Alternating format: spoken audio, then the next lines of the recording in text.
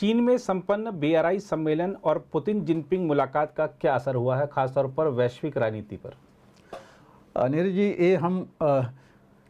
ये तो था एक्चुअली, देखा जाए तो BRI मीटिंग थी जी, BRI मीटिंग, लेकिन जो मिडिल ईस्ट में हो रहा है उसके परिप्रेक्ष्य में अब सीधा लोग इसी की बात कर रहे हैं कि ये पुतिन और शी जिनपिंग की मीटिंग थी। अदरवाइज तो ये इसकी 16वीं BRI belt and road initiative वाली जो मीटिंग थी, 16 साल हो गए इसके, सॉरी 10th थी, 16 नहीं 10 साल हो गए। 10वीं 2013 में शुरू हुआ था बेल्ट एंड रोड इनिशिएटिव और 23 है तो 10 साल हो गए, और 10 साल पूरे होने पर ये मीटिंग हुई थी। जब ये बेल्ट एंड रोड इनिशिएटिव था तो चीन ने बोला था 2021 में कि भाई 150 करीब देश इसके साथ जुड़ गए हैं, और अभी जो है जो आए थे 130 देशों के प्रतिनिधि वहाँ पर आए थे। तकरीबन 130 देशों से 1000 के आसपास डेलीगेट्स या प्रतिनिधि वहाँ पर पहुँचे हुए थे, इंक्लूडिंग अफगानिस्तान। एक जरा इम्पोर्टेंट वो है। और जहाँ तक आपने बोला पुतिन की और शी जिनपिंग की, एक्चुअली देखा जाए तो आपने बिल्कुल सही हो किया कि BRI इनिशिएटिव कम आ रहा था, ये ज़्यादा आ रहा था कि इनकी मीटिंग हो रही थी कि दूसरा वर्ल्ड ऑर्डर बिल्कुल उसको देख करके इस पर ज़्यादा इम्पोर्टेंस था। लेकिन हम थोड़ा इसकी भी बात करेंगे कि देखिए BRI क्यों ज़रूरी थी ये मीटिंग और क्या हासिल हुआ। एक्चुअली देखिए BRI शुरू तो हुआ था, आपको पता है कि किस लेवल से चला था, कितना चला। अब जो है प्रोग्रेस उतना तो नहीं हो पाया है, और चीन ने भी कुछ नीचे कर दिए। जिससे पहले था कि इतने पोर्ट्स, इतने इंडस्ट्री, इतना इंफ्रास्ट्रक्चर प्रोजेक्ट्स करेंगे, अब इन्होंने थोड़ा सा उसको कम किया है, बिकॉज इतना पॉसिबल नहीं हो रहा था। इससे कई देश से निकल रहे हैं।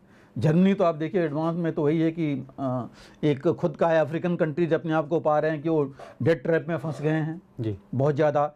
इनके जो इसके अलावा जो बाकी इनिशिएटिव है, अब जैसे आपने देखा था कि जो G20 के में जब बातचीत हुई थी तो वो IMEC आया था, India middle east economic corridor, जो कि भारत और मिडिल ईस्ट को लेते हुए यूरोप और अमेरिका से जोड़ रहा था।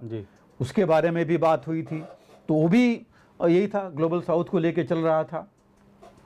तो वो जो है ऐसी चीज़ें आने से फ़र्क पड़ता है इस पर भी कि, और इसमें जो है कई चीज़ें जुड़ी थी। इसमें लैंड, एयर और सी तीनों हैं। उसमें जो है इनके पास लैंड और सी है कि लैंड रूट है बेल्ट, और इसकी सी का जो इन्होंने रूट बना रखा है, तो ये इनके साथ था। लेकिन अभी देखिए इन्होंने तकरीबन काफ़ी कुछ इनिशिएटिव इसमें इन्होंने लिया, और जो प्रोजेक्ट है इनका ये टाइम बाउंड तो चल नहीं रहा है, काफ़ी पीछे है। आप देखिए अपने बगल में पाकिस्तान में क्या हो रहा है, जो उधर से जाना था कितना पीछे है, वहीं पर कह रहे हैं कि 6 साल पीछे हो गया है तकरीबन वहाँ पर। तो हर जगह यही चल रहा है। और इसमें ये था कि पैसा इन्होंने लेना था इन कंट्रीज को, ये लोन दे रहे थे, ऐसा नहीं कि ग्रांट दे रहे थे। तो काफ़ी पैसा चीन का फंस गया और वो चीज़ आ नहीं पाई। अगर ऑपरेशनल होता तब तो कुछ फ़ायदा होता, तो ऑपरेशनल हुआ नहीं। और इसमें तकरीबन 3000 से ज़्यादा प्रोजेक्ट्स का इन्होंने वो कर रखा था कि इसमें 3000 से ज़्यादा प्रोजेक्ट्स होंगे। और बेसिकली बेल्ट एंड रोड था, ये बोलते थे कि लैंड बेल्ट बनाएंगे और मेरीटाइम रोड बनाएंगे, वो इनिशिएटिव था। मतलब कि मेरीटाइम वाला भी जो होगा एक रोड की तरह होगा कि ये पूरा ये चलेगा। तो लेकिन वो उसके साथ इंफ्रास्ट्रक्चर प्रोजेक्ट, एनर्जी प्रोजेक्ट्स इन्होंने साथ में रखे थे, इंडस्ट्रीज़ का रखा हुआ था, ये ऐसे काफ़ी कुछ रखे हुए थे। लेकिन अब जो है वो इतने नहीं चल पा रहे हैं। कई जगह तो जो इन्वायरमेंट है, इन्वायरमेंटलिस्ट हैं, वो आ रहे हैं कि भाई आप इन्वायरमेंट को बहुत नुकसान कर रहे हैं। कई जगह पेड़ पौधे काट के, पहाड़ों को वो करके, मतलब ऐसी भी चीज़ें शुरू हो गई हैं कुछ देशों में। तो इस हिसाब से वो थोड़ा सा कम चल रहा है। दूसरा कारण ये भी है कि आप देखिए चीन की इकॉनमी भी स्लो चल रही है, पिछले हम लोग बात कर चुके हैं, तकरीबन 1 साल से स्लो चल रही है। तो ये भी एक कारण है। और ये जो चीन के दो मुख्य बैंक हैं, वो जो है तकरीबन कहा जा रहा है कि $330 बिलियन तक दे चुके हैं इन देशों को, और वापस अभी तक जो आना चाहिए आ नहीं रहा है। तो वो भी एक मेजर प्रॉब्लम है। और ये जो फिगर्स हैं ये 2021 तक के फिगर हैं। अब 2000 एक्चुअली चीन तो बताता नहीं है, इन सजों का डिटेल देता नहीं है। एक स्टडी, एक बोस्टन के एक थिंक टैंक है जिन्होंने स्टडी की है ये, और उन्होंने दिया है कि 2021 तक 330 बिलियन डॉलर दे चुके हैं, और इन बैंकों की हालत अभी खराब हो रही है क्योंकि पैसे आ नहीं रहे हैं जी, वापस नहीं आ रहे हैं। तो ये वहाँ तक चीज़ें फंस गई हैं जी, तो ये जो है जनरली था। लेकिन एक चीज़ पे मैं ज़रूर ध्यान लाना चाहूँगा और दर्शकों को भी बताना चाहूँगा कि देखिए, अफ़गानिस्तान का पहला ये था कि हालांकि मान्यता नहीं दी है देशों ने, लेकिन उनके भी फॉरेन मिनिस्टर आए थे यहाँ, और वहाँ पर आकर के उन्होंने स्टेटमेंट दिया है कि चीन तो इतने हमारा मेजर इन्वेस्टर है, बहुत हमारे इंफ्रास्ट्रक्चर प्रोजेक्ट्स, और आप उसमें आपको बताइए कि ये जो उनके यहाँ जितने कैमरेज लगने थे उनके उस पर मेजर इन्वेस्टमेंट कर रहा है जी, तो ये चीज़ें उन्होंने एक्नॉलेज किया है और बोला है। अंडरलाइंग चीज़ है कि चीन का इन्फ्लुएंस इस समय अफ़गानिस्तान में काफ़ी लेवल तक जा रहा है। जी, तो आप देखिए कि वहाँ अफ़गानिस्तान में रूस पहले ही फेल हो गया, इतने साल में उसको निकलना पड़ा, अमेरिका को निकलना पड़ा, जी, अब चीन जगह ले रहा है। जी, तो ये स्ट्रेटजिक वर्ल्ड ऑर्डर में ये ज़रा काफ़ी सोचने का विषय सबके लिए, जी, हमारे लिए भी, भारत के लिए भी और बाकी देशों के लिए भी। जी, रह गई इनकी मीटिंग की, देखिए ये बहुत इंपॉर्टेंट मीटिंग थी पुतिन की और शी जिनपिंग की, दोनों की। दोनों चीज़ लीजिए, अगर आप रशिया यूक्रेन लड़ाई की और अभी जो मिडिल ईस्ट में इजराइल में हो रहा है, जी, वो दोनों मिला करके, और ये इस उसमें कि शुरू में ही रूस और चीन ने बोल दिया था कि ये जो है वो जो है इजराइल को पूरी तरह ब्लेम कर रहे थे, और उन्होंने क्लियरली बोला कि हमास के ऊपर जो है ये ज्यादतियाँ हो रही हैं और ये नहीं होनी चाहिए। रूस को, हमको पता है कि रूस ने सिक्योरिटी काउंसिल में मीटिंग भी बुलाई थी इस लड़ाई रोकने के ऊपर, लेकिन वहाँ 15 में से जो मेंबर्स हैं सारे इसके सिक्योरिटी काउंसिल के परमानेंट के अलावा भी हैं, जी, 12 ने सपोर्ट किया था। अमेरिका ने वीटो किया तो ये चला नहीं, जी, सिर्फ 2 यूके ने अब्सटेन किया और एक और ने जो है नहीं हो किया, जबकि ये समझिए फ्रांस और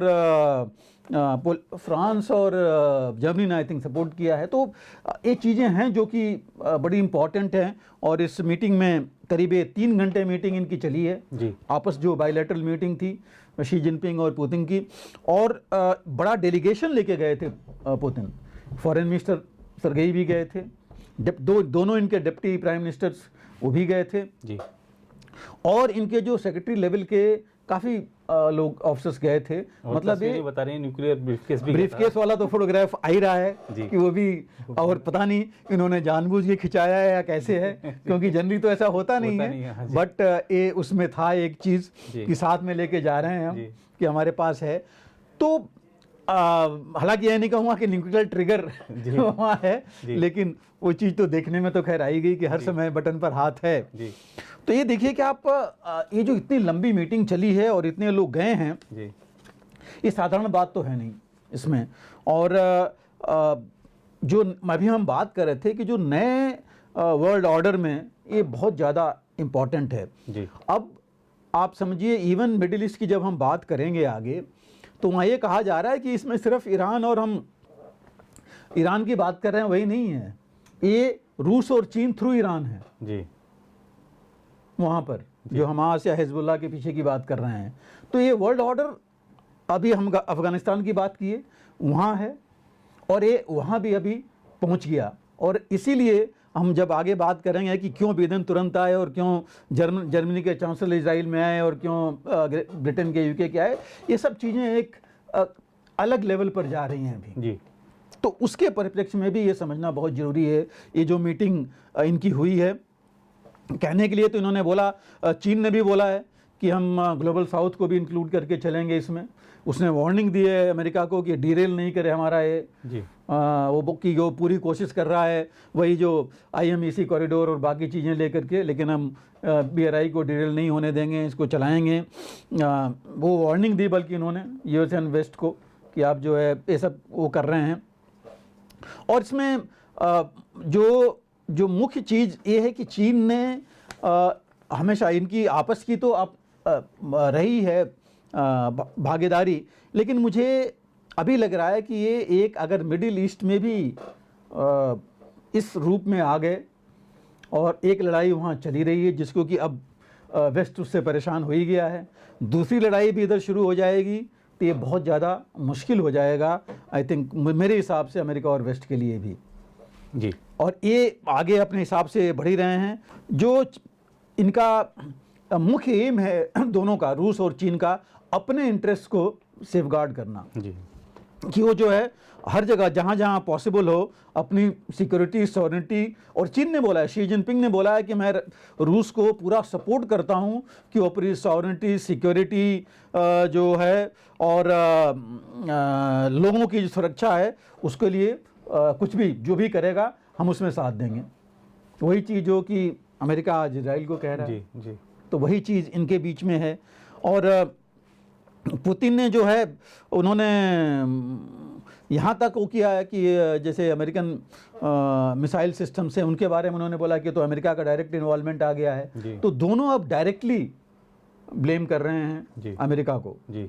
तो ये चीज़ कहीं ना कहीं अपना ये लोग अपनी भी इनिशिएटिव लेंगे वहाँ, मुझे लग रहा है मिडिल ईस्ट में जितनी मुसीबतें या परेशानियाँ खड़ी कर दें अमेरिका के लिए मिडिल ईस्ट में जी, तो ये भी बात जरूर वहाँ पर मेरे हिसाब से दोनों ज़्यादा फोकस हुई है, यूक्रेन की भी और यहाँ भी जो इनकी लड़ाई चल रही है। और ये नहीं, पुतिन जो है थाईलैंड के प्राइम मिनिस्टर से भी मिले हैं वहाँ पर, उनसे भी इन्होंने बातचीत की और आपको पता है कि थाईलैंड को भी अमेरिका ने बोल रखा है कि वहाँ डेमोक्रेसी होनी चाहिए, बाकी चीज़ों के बारे में काफ़ी कुछ नसीहत दे चुका है। हंगरी के प्राइम मिनिस्टर से भी मिले हैं जी। तो ये जो कुछ चीज़ें हैं वो एक जगह तक नहीं रही हैं और दोनों मिल करके बिल्कुल ये चाहते हैं कि ग्लोबल पावर जो है उसमें शिफ्ट हो जी। और शिफ्ट ये करना चाहते हैं यूक्रेन और इसको लेकर के, मिडिल ईस्ट को लेकर के। और मिडिल ईस्ट में अगर पावर शिफ्ट हो गया तो काफ़ी फ़र्क पड़ जाएगा हर एक के लिए, चाहे अमेरिका है या वेस्ट है। और अभी आप देखिए इसका असर हमें जा करके, क्योंकि इसके बाद सरगई यहीं से आई थिंक 18 को कल ही निकल गए नॉर्थ कोरिया के लिए, जी जी, पहुंच भी गए, वहाँ पहुँच भी गए वहाँ पर जा करके। तो और अमेरिका तो कह रहा है कि काफ़ी एमिनिशन जो है मिल रहा है जी। और अभी जो है हम जब आगे बात करेंगे यूक्रेन की तो देखेंगे कि उसमें काफ़ी कुछ अभी पुतिन कर रहे हैं वहाँ के लिए। तो ये देख के मुझे लग रहा है कि ये मिडिल ईस्ट में और यूक्रेन दोनों जगह जी अब थोड़ी ये जो युद्ध की विभीषिका है ये रुकेगी नहीं जल्दी जी जी। तो ये चीज़ बढ़ेगी। तो हमें बिल्कुल आपने सही कहा कि ये मुख्य जो BRI का 130 देश तो आए थे लेकिन था इन दो देशों पर ही, चीन और रूस पर। जी बिल्कुल सर। अगर आप भी लेना चाहते हैं देश दुनिया की तमाम जानकारी तो आज ही सब्सक्राइब करें हमारे चैनल को, साथ ही नीचे दिए बेल आइकन को जरूर दबाएं ताकि हर अपडेट आप तक पहुंच सके।